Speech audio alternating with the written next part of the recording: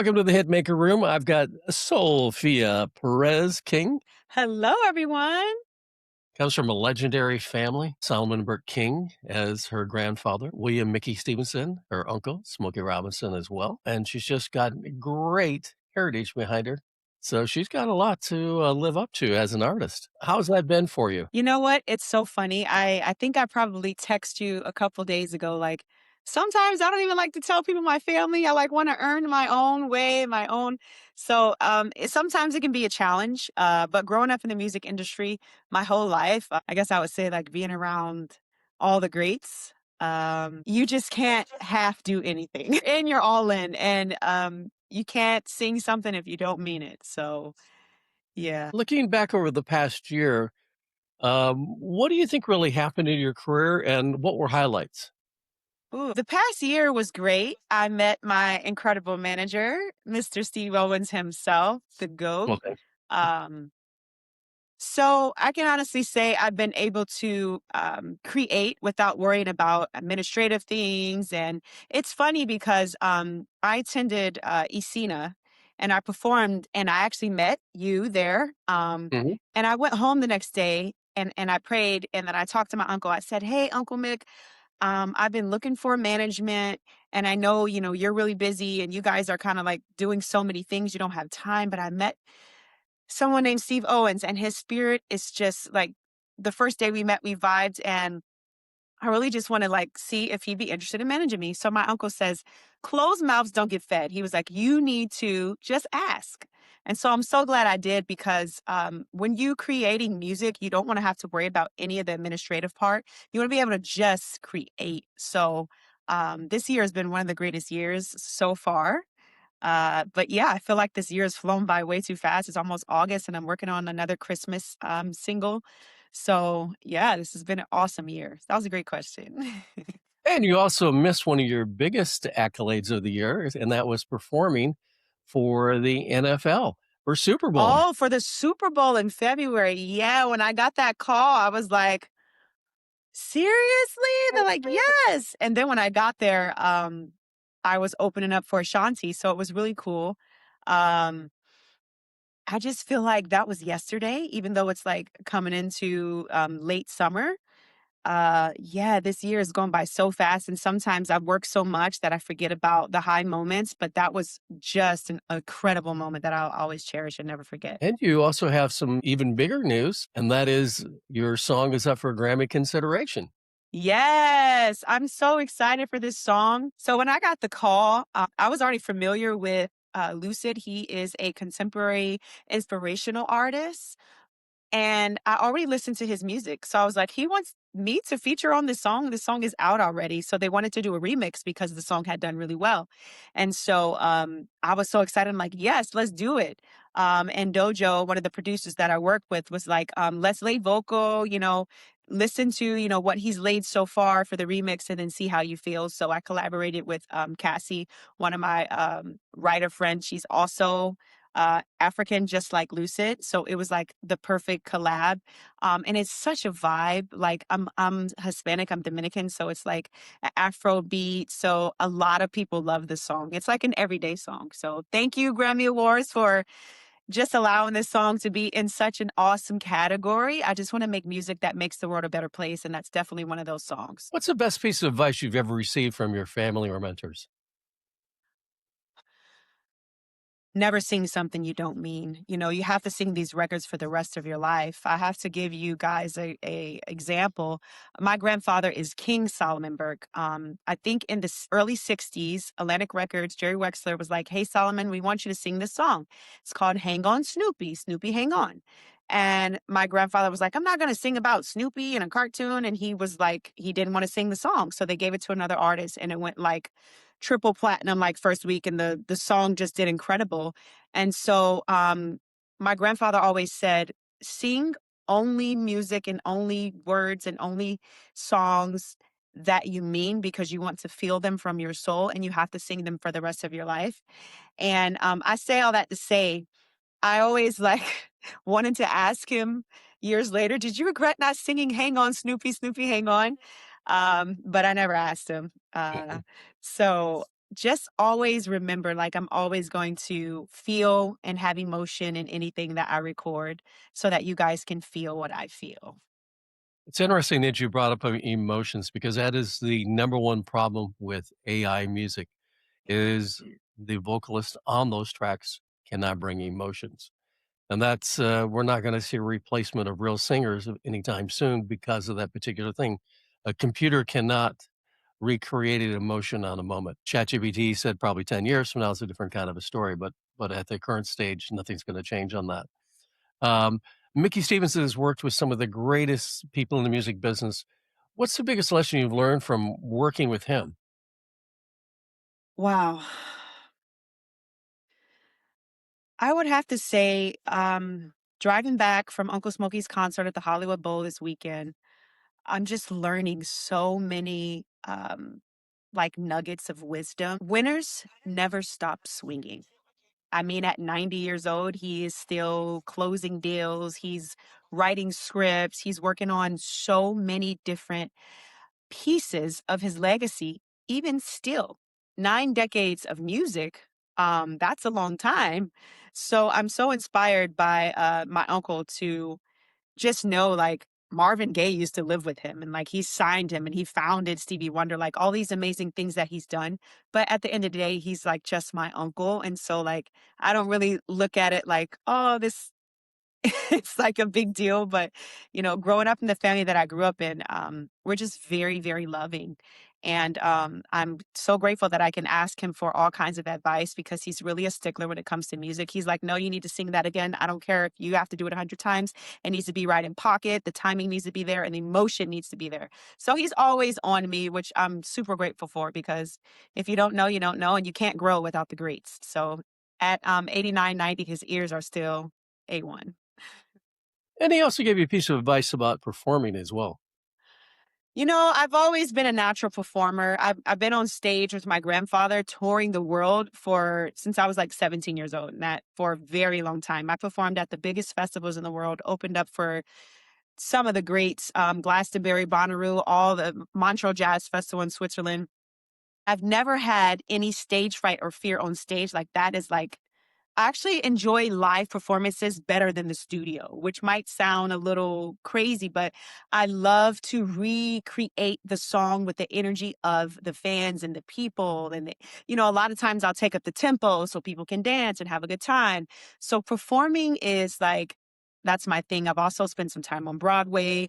So just, having the energy is just like, it's a priceless feeling. Obviously, studio is a very important part of obviously every singer's career. And I enjoy that as well, the creative process. But performing, ah, I love it. And you're also in the Motown somewhat studio right there at this moment. Yes. Oh my goodness. I have to show you guys this. This is so funny.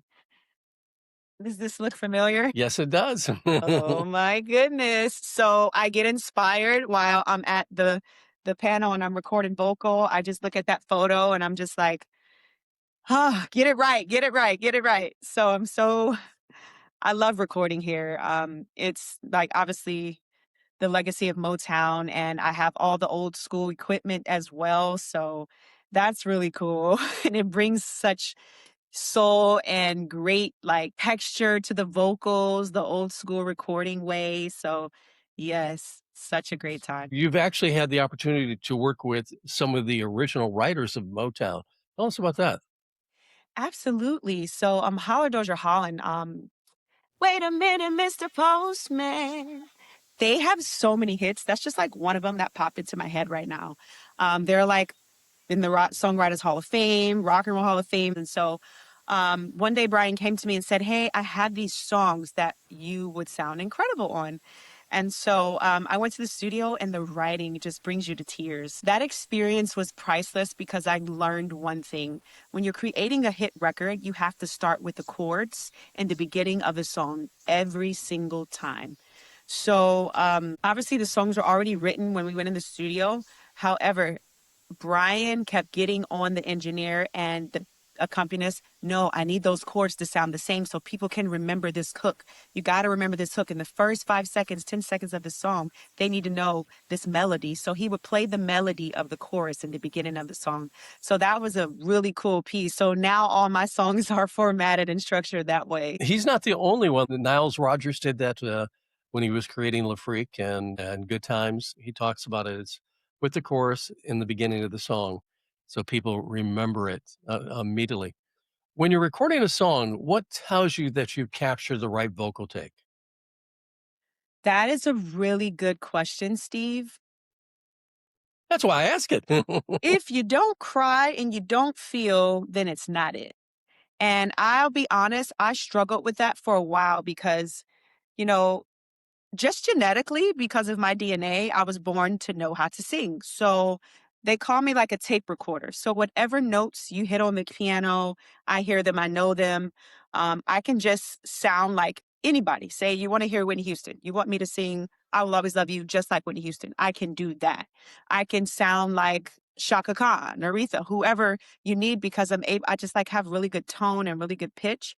But at the same time, whenever you're singing something, the emotion has to be there. So sometimes I have to light a candle. I have to take a minute. I have to maybe walk outside because I feel like the recording process it's a vibe and it's a certain synergy that you have to be. Now, if it's not a love song, if it's a heartbreak song, you got to get mad. You got to get yourself in that headspace because the passion and the emotion comes from actual pain and actual feeling. So yeah, that's something that I've had to work on in my career. And, you know, just like being a talented, genetically gifted singer, you still have to have that passion and that soul and that emotion and that grit. So yes. You asked all the good questions, Steve. Are you more inspired by lyrics first, melodies first, or emotions first? Whew. It really depends. I love to write a lot of my own music. So I would have to say what I'm saying because it depends on what you're saying to how you feel and how you would deliver, a certain bar. Would it be elevated high to another note or key? Would you change? Would you go up an octave or would you just, go down? The music also matters too. So sometimes I like to live with the song before I actually go in the booth and lay vocals. So I just know where I'm going. If someone has never heard of you, what should they start with and why? If someone's never heard of me, I feel like they should start with God because God is love. And all my music, I wouldn't categorize myself as a gospel, but everything that I release is about love, life, health. Health is wealth. And I'm very particular about, the message that I get out there because I know that the youth is the future and they are watching everything and they are listening. And I also have a 2-year old and they pay attention. They don't do what you say, they do what they see. So I'm very cautious about um, everything that I sing, perform, and release. Right? Every artist has moments of self doubt. How do you push through those difficult days? Oh my goodness, that's a daily battle. Um, I'm very confident in myself and my gifts and God's timing. But there are some times where I'm like, you know what? Maybe I made a bad decision, or maybe I should have done this, or maybe I should have that. And I'll beat myself up, or I could have done this better. I could have done that better. But that's where your team comes in. Your team says, you know what? This is great and this is good. How do we get it all to great? Because there's a difference between good and being great, and we want to be great. So I surround myself with people like Steve Owens and obviously my Uncle Mickey, my family members that pretty much know music and understand that everything great takes time. Rome wasn't built overnight and it's all a process. And the process is really to strengthen you, to make you greater, to make you better, to make you stronger, to make you wiser. And so, like, I'm always striving to just be great and not good. Is there a dream collaboration that is still on your vision board? Collaboration. Ooh, this is such a great question. I absolutely wish that obviously my Motown founded Michael Jackson and the whole 9, but I've been around every artist, and when my grandfather got inducted in the Rock and Roll Hall of Fame, I was just like, "That is Michael Jackson!" Like, oh my God. And for the first time, I was literally like, man, I would love to just listen to a session, just be in a session, just be able to record with him. And that was a really, really cool moment because I mean, I've sung background for Aretha Franklin and like so many amazing people I performed with and opened for. But just like the energy that MJ had was so, you can't duplicate it. He was just brilliant. And so, like, if he was still here, I would love to have jumped on a song with him. What person, past or present, would you love to sit down and have a conversation with? Can be in any field, doesn't have to be music. Ooh, really good question. I really love Michelle Obama. I'm into nutrition very much. I love working out. And I have a book called Bunzology Body. She's also heavy into nutrition, and she's also such a brilliant leader, an incredible wife and mother, and she's had to endure so many obstacles in life, and she's always just been the bigger person in every circumstance. I would love to have lunch with her. We got to make that happen. Social media has become such a huge part of an artist's career. How do you stay authentic while building your brand? Oh man, I'm so real. Sometimes I go on there with no makeup, my hair looking crazy, my kids. Like, I literally just love to be myself. I'm not trying to be no one else. I just feel like you have to be very intentional and stay in your lane because everybody has a lane. And once you know and you understand who you are and whose you are, you just need to ride that lane all the way out because can't nobody be SouLfia, can't nobody be you, can't nobody do you like you. I always had this model. Just remember there's only one you. And as long as you stay who God created you to be, then nobody can't duplicate you. Perfect. What's one thing you've learned about the music industry that really surprised you? Oh man, being thrown into the entertainment industry at such a young age. I remember I was 17 and I thought I was going to go to AMDA. I auditioned and I got this scholarship to AMDA. I don't know if you guys are familiar with it, but it's called American Music and Dramatic Academy. So I called my grandfather and I was like, "Look, I got this scholarship, but I need $25,000 by next week, blah blah blah." He's like, "So what's your plan?" I was like, "I'm going to study film and theater and all these things." And he's like, I don't have a problem with giving you the resources, but why are you going to study a gift that you already have? Why don't you just come on tour with me, move out to Los Angeles, and go to regular college? You still can pursue your career. Little did I know, I was about to go on tour with James Brown and be exposed to every intricate of music. It was a whirlwind for me. I was like, wow. So nothing surprises me or shocks me because just being with the greats who grew up in the industry and who are the pioneers of soul music and music in general, I was just like, this is boots on the ground for real. So I after my first tour, I knew that this is what I wanted to do. I was 18. I was like, look, I got a plan. I'm going to get a record deal. I'm going to do this. I'm going to do this. So a lot of the times we have these goals in our head and we have this time frame and when we feel like we're supposed to do things and it doesn't work out that way because time is not our own and God is only the one who's in control. We cannot control time, we cannot control all these goals and dreams we have. We can try to force them, but I learned to surrender. I think I was probably like 20. I was like, "You know what? Whatever you have for me is what I want, and I want nothing more, nothing less." And so here I am today. I am so happy to be able to sing and share my gifts and have my beautiful family and just have stability and so much love to give and I'm grateful I get to share my gifts. Fabulous. One last question for you. You jumped into 2 record labels signing a contract. What advice do you have young people if they've been given a contract? Read, read, read. Read for yourself. Trust your managers, trust your lawyers, but trust yourself. Understand what you're signing because both times all I wanted to do. I just want to sing. I want to be the artist. I just want to be in the studio. I was literally in the studio creating 20 hours a day, sometimes no shower. I'd be in there days and days and days. I just wanted to focus on the music. And so sometimes, I would have paperwork slid in front of me and I just be like, oh, let's just sign it. And so a lot of times in this music industry and entertainment, you can be sold a wish, hope, and a dream. And if you don't read what you're signing, you can sign your life away. So just read, guys. Educate yourselves. You guys have Chat GBT. You have, everything right at your fingertips. So just be mindful of what you're signing and trust your team. And you have 2 Instagram accounts, so where can they find you? Yes. So my personal Instagram is SouLfia, SOULFIA 1. And then I have a music page, SouLfia Music 1. And they're both connected. So if you go to one and not the other, you can find both of them.